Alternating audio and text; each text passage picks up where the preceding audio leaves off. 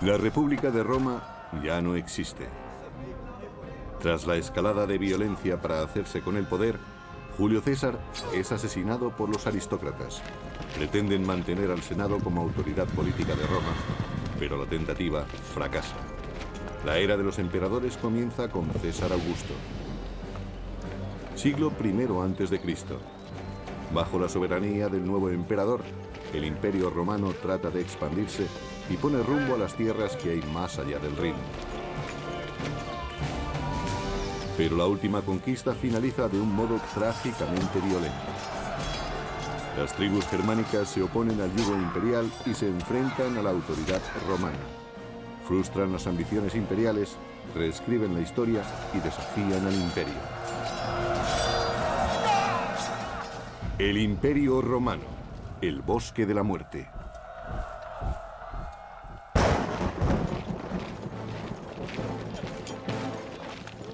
Galia, siglo I a.C. Roma pretende dominar el mundo. Alentados por un crecimiento sin precedentes, los líderes del imperio creen que los pueblos conquistados no se opondrán a su misión civilizadora.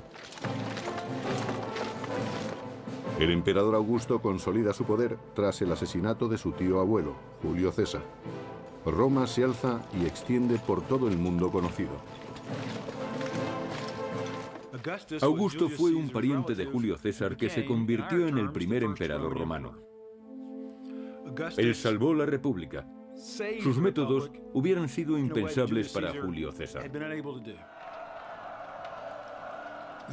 Fue el principio del apogeo de Roma. Sus fronteras se expandían rápidamente gracias a las sucesivas victorias militares. Y en Roma se empezaba a creer que el imperio era invencible. Augusto ha triunfado en su tarea: poner los valores democráticos de la antigua república al servicio del poder y el liderazgo del emperador. Augusto salvó la República convirtiéndose en su único dirigente. Y al mismo tiempo convencía al pueblo de que la República seguía siendo lo que siempre había sido: una cooperación entre las personas de los estratos más altos y más bajos de la escala social. Algo que iba en beneficio de todos. Tras 35 años de liderazgo, Augusto considera esta expansión del territorio romano su mayor éxito. Para él, es algo que va más allá de la simple conquista militar. A fin de cuentas, los romanos se consideraban superiores al resto de los pueblos. Los romanos sentían que su misión era civilizar al resto del mundo. Tenían una misión cultural y por eso trataban de imponer la ley y la justicia, como ellos la concebían, al resto de los pueblos, aquellos a los que llamaban bárbaros. Tras la exitosa anexión de la Galia como provincia romana, el Imperio Romano trata de conquistar las tierras más allá del Rin, lo que se conocería como Germania. Las tribus de más allá del Rin vivían de manera precaria, luchando entre sí en sangrientas guerras fratricidas. Algunas tribus incluso se atrevían a penetrar en territorio romano, algo que el imperio no iba a tolerar. Roma considera que estos pueblos son salvajes e impredecibles, y por tanto, un objetivo a conquistar. Ha habido muchos debates sobre los objetivos de Roma al este del Rin. Quizás el imperio trataba de establecer una nueva provincia entre el Rin y el Elba. O quizás trataban de frenar las incursiones que llegaban de más allá del Rin. Casi todas las opiniones coinciden en que Roma intentaba establecer una nueva provincia. En el año 9 a.C., el emperador Augusto envía al general Tiberio más allá del Rin. La relación entre romanos y germanos es muy conflictiva. Hay gente que quería colaborar con los romanos y gente que aborrecía a los romanos. En aquella época los pueblos germánicos debían enfrentarse a muchos desacuerdos. Eran comunes las luchas por el poder. Tiberio, un destacado militar con importantes contactos, tiene muchas probabilidades de suceder al emperador. En Germania, visita al jefe de la tribu de los queruscos, al que considera un aliado potencial. Los bárbaros se aliaron con los romanos para luchar contra los enemigos comunes de ambos pueblos. Y los romanos querían extender las fronteras de su territorio y su misión civilizadora hacia las regiones del norte. El líder de los queruscos acepta la alianza con Roma. Aunque su pueblo no tenga interés en adoptar el modo de vida del imperio, se benefician de su protección y su prestigio. Tenían mucho que ganar si se aliaban con Roma, sobre todo la élite gobernante.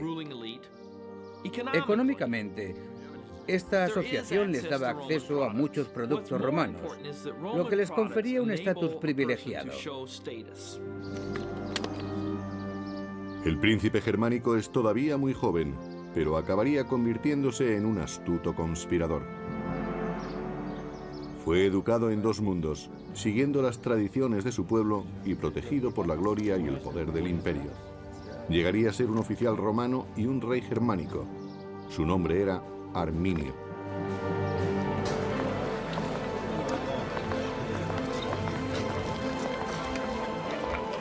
Gracias al poder militar del emperador Augusto, el imperio ha mantenido una relación pacífica con las tribus de la zona del Rin durante más de una década. Augusto era un dictador militar que tuvo que luchar sin descanso y logró levantar un imperio que gozó de una envidiable estabilidad durante 2 siglos. Arminio, el joven príncipe germano, acaba de cumplir 20 años y es comandante auxiliar al servicio del imperio. Las tropas auxiliares son un apoyo imprescindible para las 28 legiones oficiales del ejército romano. Augusto debía asegurarse de que se comprendiesen sus objetivos. Eran los mismos de los líderes tradicionales romanos: guiar al imperio en una guerra de conquista. En el año 6 después de Cristo, el general romano Tiberio viaja a Germania. Debe sofocar una violenta revuelta en la provincia romana de Panonia, las actuales Austria y Hungría. Tiberio dirige sus fuerzas contra los insurgentes que se oponen a los impuestos romanos y a su modo de vida. Los romanos intentaron imponer sus costumbres a los bárbaros a un ritmo mayor del que estos pueblos hubieran deseado. Por eso se enfrentaron a ellos. La revuelta dura ya 3 años y la situación es cada vez más complicada para el ejército romano. El emperador Augusto envía a sus tropas auxiliares. En la lucha, Arminio demuestra que domina las técnicas de combate romanas, distinguiéndose así ante sus superiores romanos. En palabras del historiador romano del siglo I, Velius Paterculus, bravo e inteligente. Arminio era un bárbaro fuera de lo común. Lo demostraban sus técnicas notables y sus ojos, que reflejaban el fuego de su espíritu. Arminio era consciente de que Roma trataba de un modo violento a sus provincias, aplastando cualquier atisbo de autonomía. Veía a los panonios en la misma situación en la que estaba su pueblo, en el norte de Germania, y estableció una relación entre ellos y su propia comunidad durante la campaña en Panonia. Pero Arminio sigue luchando al servicio del imperio y apoya con sus tropas auxiliares a las legiones romanas del general Tiberio. Mientras Roma lucha por mantener el orden en Panonia, en Germania, la influencia del imperio se hace sentir paulatinamente. El pueblo de Arminio, contratado para la construcción de carreteras y otros edificios, empieza a sacar partido de las costumbres romanas. Los bárbaros, especialmente los que vivían cerca del Rin, no consideraban que vivían en el mundo romano. Sin embargo, apreciaban las ventajas de la romanización. Desarrollaron una vida basada en el comercio y crearon comunidades más grandes en oposición a las pequeñas comunidades en las que habían vivido tradicionalmente. En palabras del historiador del siglo III, Casio Dio, los bárbaros se adaptaban al modo de vida romano, se acostumbraron a tener mercados y a relacionarse pacíficamente. Cambiaron sin saberlo. en el año 7 después de Cristo, el emperador Augusto nombra a Quintilio Varo gobernador de los territorios al este del Rin. Varo era un comandante relativamente capacitado, pero también hemos podido comprobar que no se trataba de la persona más amable del mundo. Su descripción a cargo del historiador Velleius Paterculus no es demasiado halagadora. Quintilio Varo era un hombre de carácter afable y tranquilo, aunque tan limitado de mente como de movimiento, y más acostumbrado a los placeres que al servicio activo en campañas. La paz en Germania se adaptaba perfectamente a su carácter relajado. Varo se hace amigo de Arminio, que ha regresado a Germania como un respetable ciudadano romano. Roma ve en Arminio a un poderoso aliado para sus planes de paz. Los germanos aceptan las reglas romanas, pero solo para evitar enfrentamientos. A los germanos no les gustaba comparecer ante los tribunales romanos y no querían que los romanos arbitraran sus conflictos. Ellos ya disponían de un modo propio de resolver sus problemas.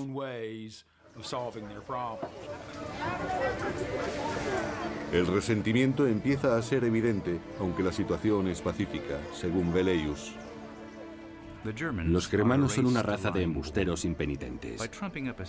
Interponen denuncias ficticias, se provocan unos a otros en peleas y las resuelven según las leyes romanas sin recurrir a las armas. Así muestran que se sienten agradecidos por la justicia romana y que su naturaleza bárbara se está extinguiendo. Varo tenía experiencia como gobernador en pueblos acostumbrados a ser gobernados. Pero eso no tenía nada que ver con las expectativas de los pueblos germanos.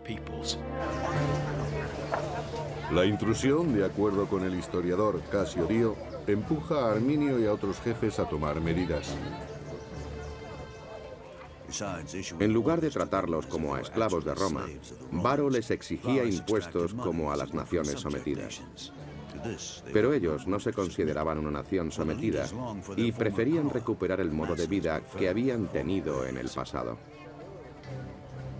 Los pueblos germánicos de la ribera del Rin decidieron que habían aguantado bastante a Varo y su administración, la imposición del modo de vida romano y sobre todo la justicia romana. Por eso decidieron tenderle una trampa y deshacerse de él. Y nadie se encontraba en mejor situación para ello que Arminio.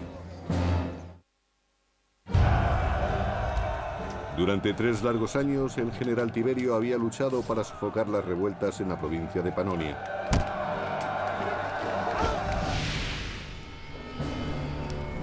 Al fin, en el año 9 después de Cristo, Tiberio ve sus esfuerzos recompensados. Los insurgentes han sido derrotados. La victoria está cerca. Pero mientras que el orden ha sido restablecido en Panonia, la situación en Germania es tensa, aunque los romanos todavía no son conscientes de ello. El general romano Varo, gobernador de esta pacífica provincia, ha impuesto la doctrina romana y ha presionado demasiado al pueblo germano.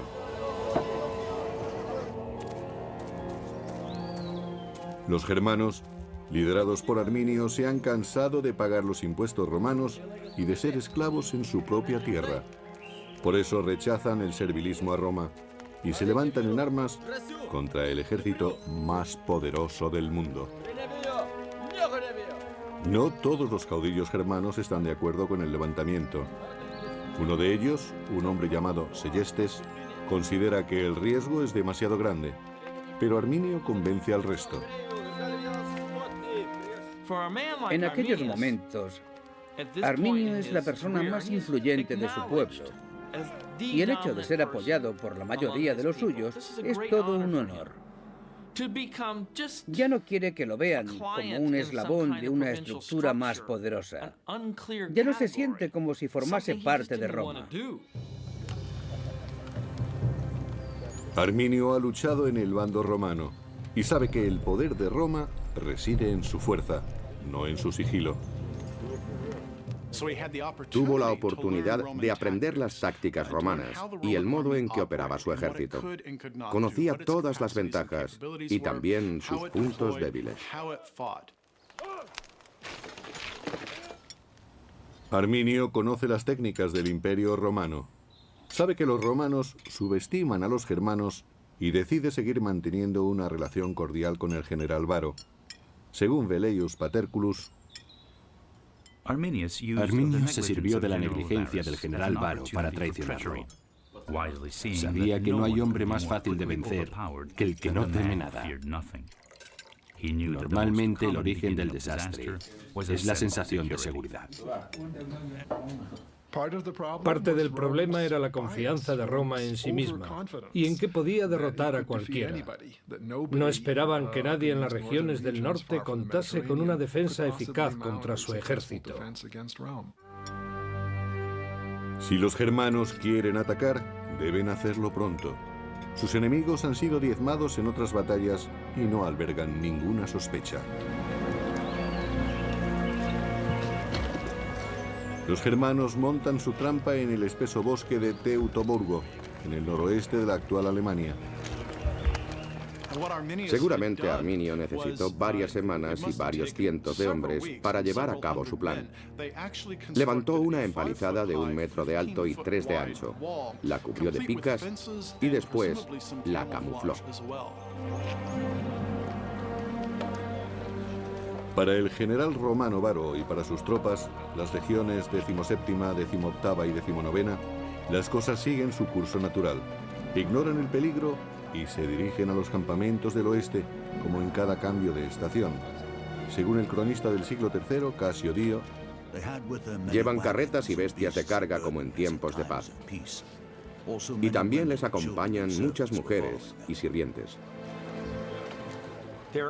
Transportaban su armadura y su equipo en carretas tiradas por animales, porque nadie es capaz de cargar 30 kilos de armadura y 20 de equipo cada día. Se dedicaban a conversar con sus mujeres, a encontrar a alguien que sacara brillo a sus armaduras o a planear la noche con unas prostitutas. Y lo último en lo que pensaban en aquellos momentos era en prepararse para la batalla. Durante los preparativos, Varo recibe una visita. Es su viejo amigo Arminio, que está ahora al servicio de Roma. Viene a informarle de un conflicto tribal en el oeste. Arminio le pide ayuda para restaurar el orden.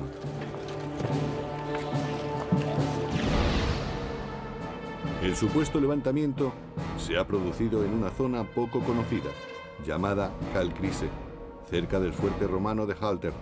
Es el destino de las tropas de Varo.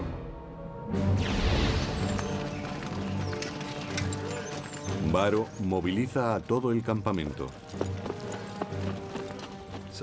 Varo ha entrado en territorio germano pensando que se trata de una misión pacificadora.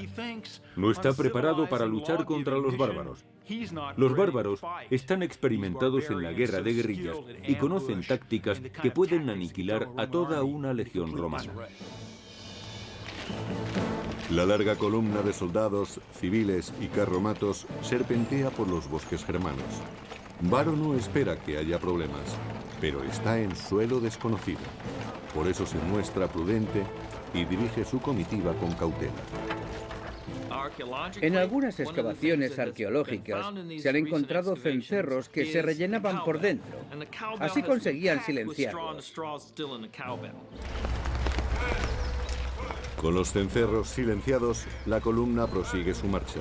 Las tropas van en cabeza y nadie sospecha que avanzan directos hacia una trampa. El caudillo germano Seyestes sigue sin confiar en el plan y trata de prevenir a Varo de la traición de Arminio, pero solo consigue ser apartado. En palabras del historiador Velleius Paterculus, Segestes pidió que detuvieran a los conspiradores, pero la fatalidad se había apoderado de Varo y había nublado su espíritu. Algunos bárbaros desconfiaron de Arminio y trataron de aconsejar a Varo. Pero el general se consideraba capaz de juzgar a la gente. Creía saber quién era su amigo y quién no.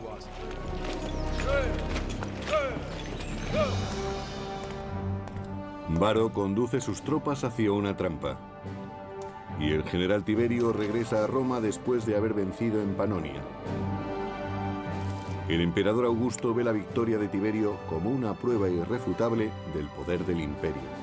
Roma es invulnerable.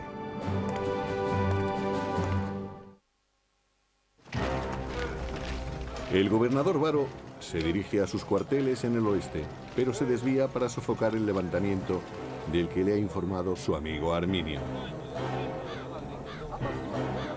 En realidad, Varo se acerca cada vez más a la trampa.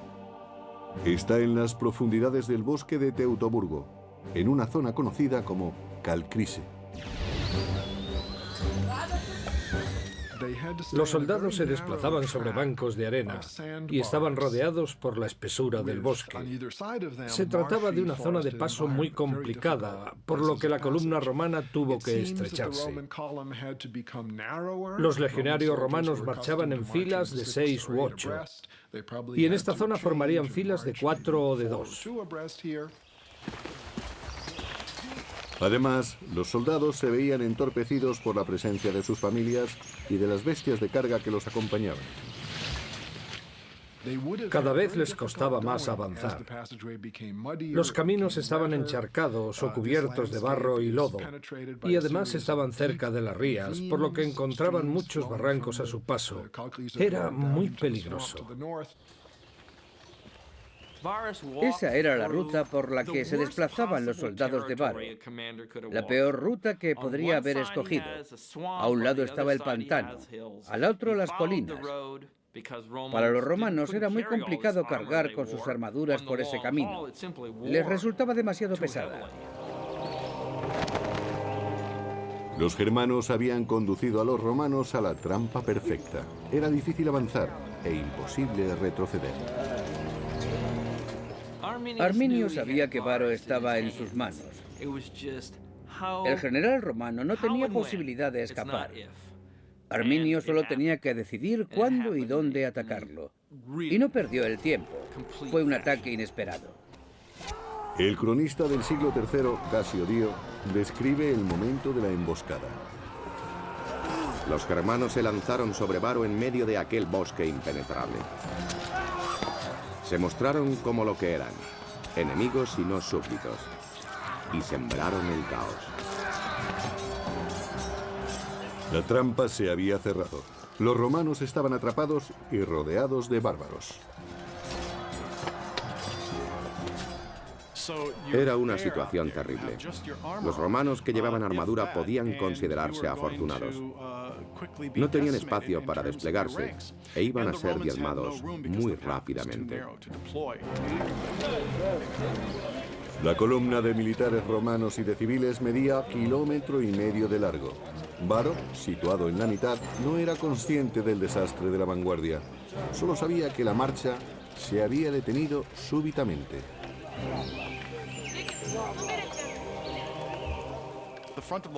La vanguardia de la columna iba a ser la primera en caer, y no les era posible comunicarse con la retaguardia en esas condiciones.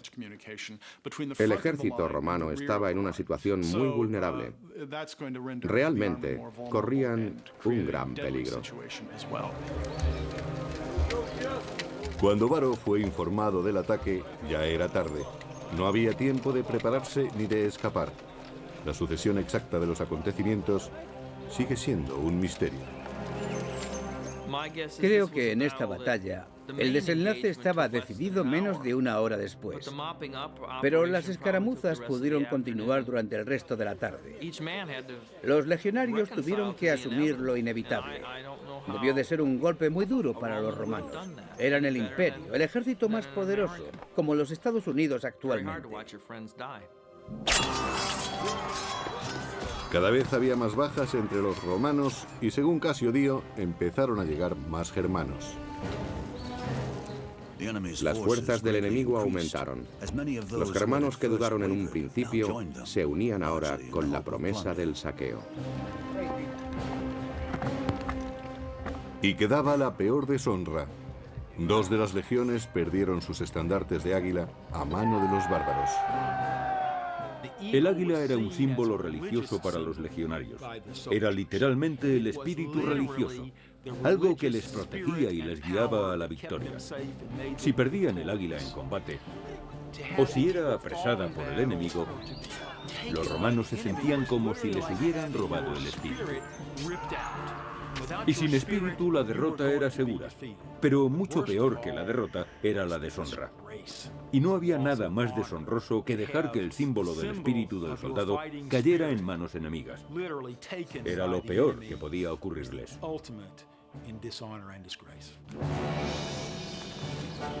Los romanos pierden la batalla y los estandartes. Como general, Varo sabe lo que le resta por hacer. Varo había sido engañado por los bárbaros. Sabía que era el único responsable. Había dirigido a un ejército y no había sido precavido. Roma iba a culparle de aquella derrota. El propio Varo no podría nunca perdonarse a sí mismo. Su única salida era el suicidio, incluso si era un suicidio poco honorable. Los germanos, a las órdenes de Arminio, han recuperado su tierra y han derrotado al ejército más poderoso del mundo. Según su tradición, ahora debían martirizar a los prisioneros. El escritor del siglo II, Florus, lo describe. Nunca hubo una matanza más cruel que aquella en los bosques. Nunca hubo tantas ofensas proferidas por bárbaros, especialmente hacia las figuras de los legisladores. A algunos hombres les sacaron los ojos, a otros les cortaron las manos. A uno le cosieron la boca después de cortarle la lengua.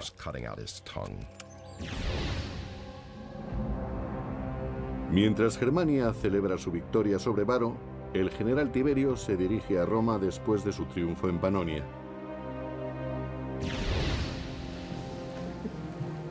En Roma, el emperador Augusto ultima los preparativos para celebrar el regreso de Tiberio, pero pronto la alegría de los romanos se verá ensombrecida. La noticia de que habían perdido 3 legiones llegó a Roma. Augusto estaba completamente horrorizado. Según cuenta la historia, el emperador gritó varias veces: «Varo, Varo, devuélveme mis legiones». Supuso un revés tremendo. Roma había encadenado una serie de triunfos militares y Augusto creía que los pueblos del norte serían fácilmente derrotados. Pero de pronto 3 legiones enteras habían sido destruidas en una sola batalla. Eran aproximadamente 20.000 hombres. Fue un desastre sin precedentes.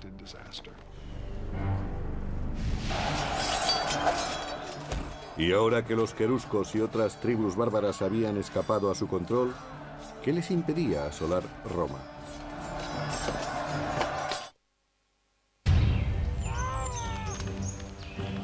Año 9 después de Cristo. Las legiones romanas están siendo diezmadas en el norte. Cuando el general Tiberio regresa a Roma, encuentra al emperador Augusto destrozado por las noticias de la terrible pérdida.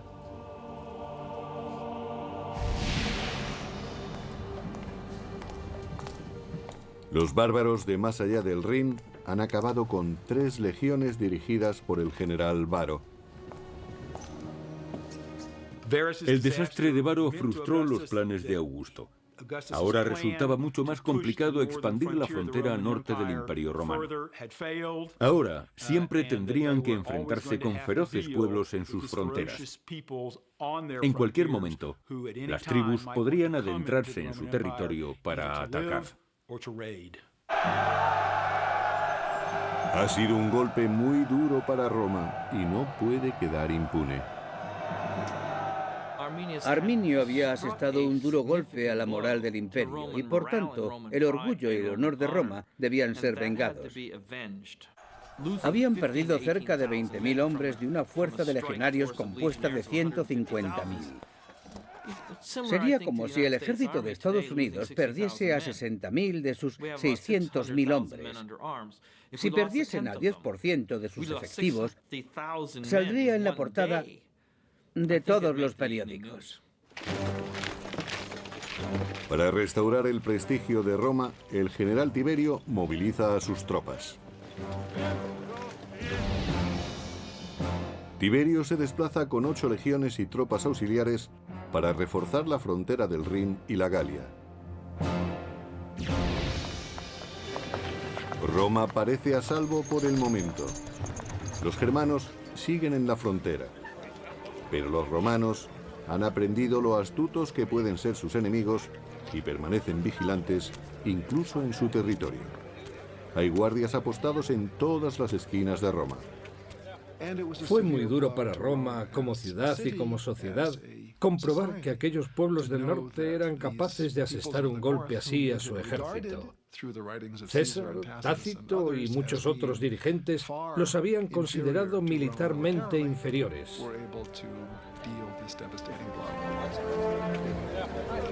Roma, el paradigma de la civilización occidental, de pronto se siente vulnerable. Todo ciudadano o visitante extranjero se convierte en sospechoso, en enemigo potencial. Augusto, temeroso de un levantamiento por parte de los germanos, los expulsa. Mientras Roma entera se estremece de miedo, los germanos del otro lado del Rin se muestran eufóricos. Arminio celebra su victoria sobre Roma uniéndose en matrimonio a Tusnelda. Se trata de la hija del caudillo rival, Seyestes, que trató de prevenir a Varo de la traición de Arminio. En contra de los deseos de su padre, Tusnelda se deja raptar por Arminio. Las mujeres germanas eran increíblemente fuertes. Podían llegar a matar a sus hombres si se rendían en combate. Eran mujeres que se tenían en muy alta estima y querían unirse con el mejor hombre posible.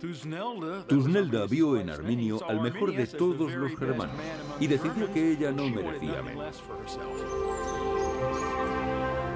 Su victoria sobre las legiones romanas confiere a Arminio una enorme influencia sobre su pueblo. Ahora, como rey de los queruscos, crea una coalición de líderes tribales. Arminio pensó que su espectacular victoria le daría fama y que ocuparía un cargo que nunca había existido entre los germanos, el de rey.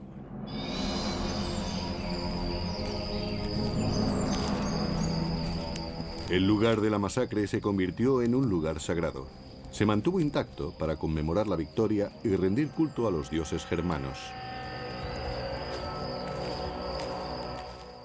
Los germanos practicaban su culto en el campo. Erigían imágenes y tótems de animales en el bosque. El tallado de tótems era muy común en la época, también entre los romanos, pero probablemente los germanos sean el mejor ejemplo. Roma había sufrido un fuerte impacto. Los germanos conservaron las armas romanas como una recompensa sagrada. Las espadas, picas y escudos eran obras de artesanía y su fabricación requería muchos materiales. Económicamente eran muy valiosos, pero parece ser que en muchas circunstancias el valor ritual era más importante. Se han encontrado cientos de ellos con ornamentos que indican que pertenecieron a oficiales. Algunas de estas armas tienen detalles en oro y plata. Gracias a su astucia y a la violencia, los germanos han conseguido recuperar su territorio, al menos por ahora. Pero Roma no está dispuesta a rendirse. Los romanos se dieron cuenta de que tenían un grave problema en el Rin. Decidieron reagruparse, lo que significó reclutar más soldados y establecer nuevas alianzas con los bárbaros. Al cabo de un tiempo, Roma envió nuevas expediciones más allá del Rin. Su intención era pacificar el área, pero también pretendían recuperar su honor perdido en la batalla contra Arminio.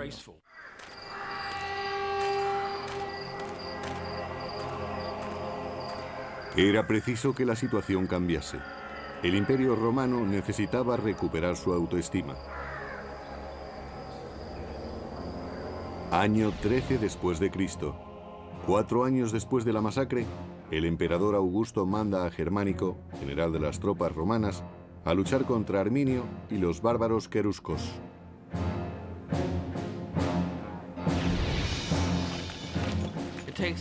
Era prioritario que la potencia militar de Roma se restableciera. De lo contrario, Germánico no podría disponer de las tropas suficientes. No había discusión posible. El honor del emperador y probablemente su vida estaban en juego.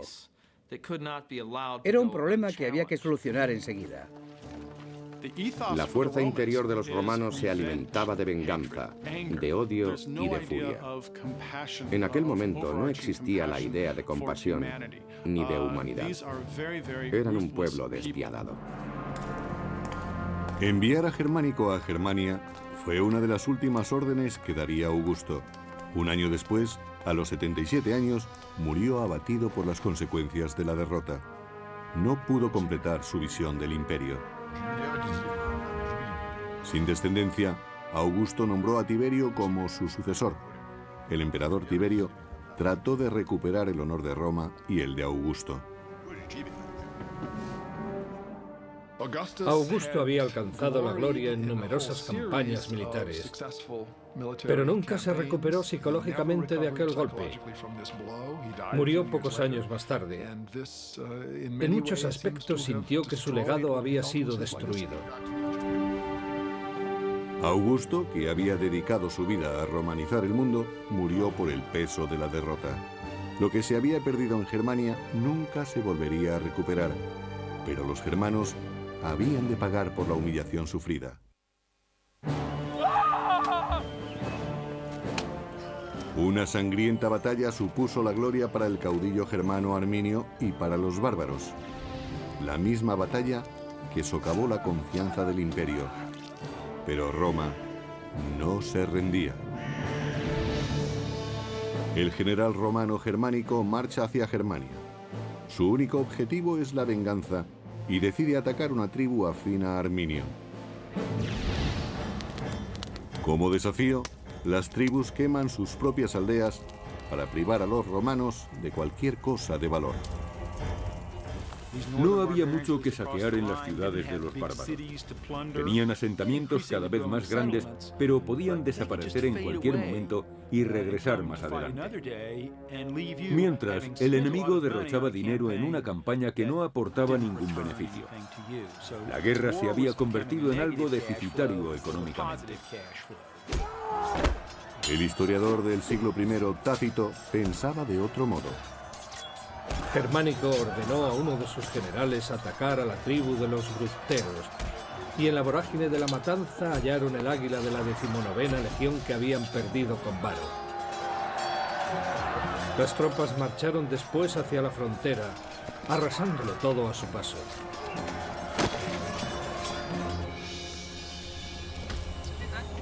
En esta campaña, los romanos liberan a Seyestes, el caudillo encarcelado por Arminio. Pero su venganza no terminaba ahí. Después, los romanos apresaron a la hija de Seyestes, Tusnelda, que esperaba un hijo de Arminio.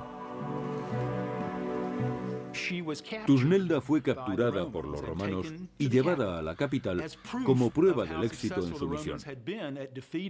Su principal objetivo era humillar a Arminio, el hombre que había derrotado al general Varo y a sus 3 legiones. En el año 15 después de Cristo, 6 años después de la emboscada, el ejército romano llega al lugar de la masacre en los bosques de Calcrise. Ahora es un monumento sagrado a la victoria de los germanos. Cuando llegaron al lugar de la derrota de Varo, encontraron espadas rotas por el suelo. Y también había cráneos clavados en los árboles. La batalla tuvo que ser horrible. El valle estaba lleno de huesos que probablemente pertenecían a los vencidos, salvo los oficiales que seguramente habían muerto en la horca o degollados por los germanos. Así era como practicaban los sacrificios. El historiador del siglo I, Tácito, describe así la escena. Había huesos por todas partes, diseminados en los lugares donde los hombres trataron de huir y amontonados donde resistieron. Y al lado descansaban armas rotas y huesos de caballos. Los cráneos humanos estaban clavados a los árboles. No muy lejos se alzaban los altares bárbaros donde fueron sacrificados los jefes. Sin duda fue sobrecogedor para Germánico y sus hombres. Se dieron cuenta de que podían ser los restos de sus familiares o de sus amigos. Eran sus compañeros de armas. Y los enterraron. El entierro y su ritual eran muy importantes. Aseguraban el descanso de los muertos, que ya no regresarían para atormentar a los vivos. El historiador Tácito dice: los romanos enterraron los restos de las 3 legiones. No sabían si estaban enterrando a amigos o a desconocidos, pero la ira que sentían hacia el enemigo era la misma. Todos sufrían y maldecían. Fue muy significativo para Roma demostrar que recordaba a sus veteranos. Nunca desistiría en su intento de recuperar el honor que le había sido arrebatado. Su desgracia se debía a la incompetencia y arrogancia de un general. Para los germanos, que ven el campo de batalla como un santuario, el entierro es una herejía. En cuanto los soldados enemigos se alejaban, exhumaban los restos y santificaban de nuevo el lugar. Arminio, que había derrotado a Roma 6 años antes, se siente amenazado por el retorno de los romanos. El giro de los acontecimientos le preocupa. Tácito describe su rabia. Arminio, colérico por naturaleza, enfureció cuando su mujer fue capturada. El destino de su hijo sería la esclavitud. El general se dejó llevar por la ira y declaró la guerra a Segestes y al imperio. Estalla la guerra. Las fuerzas de Arminio están familiarizadas con el entorno y una vez más sacan partido de su ventaja contra las tropas romanas. Las legiones romanas eran superiores cuando podían elegir un campo de batalla llano y extenso. En ese tipo de terreno tenían más espacio para maniobrar y podían avanzar en formaciones compactas. Y en aquel momento no se daba ninguno de esos factores. No era llano, no había sitio para maniobrar y no podían agrupar sus unidades.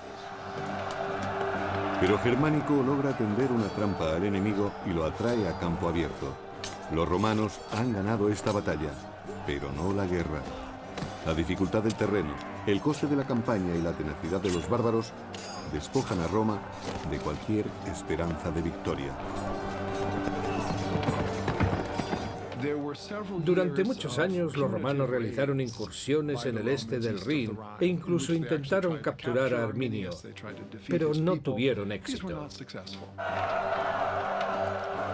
Ni Arminio ni Germánico vivirían para ver los resultados de sus esfuerzos. 3 años más tarde, en el 19 después de Cristo, ambos murieron de un modo muy poco heroico. Germánico sucumbió a la enfermedad. Algunos aseguran que fue envenenado por un rival político en las intrigas de Roma. Ese mismo año, Arminio fue asesinado por sus soldados que consideraban despóticas sus maneras. Arminio estaba muy entregado a una causa, la libertad de su pueblo y la suya propia. Quería ser rey de todas las tribus germánicas.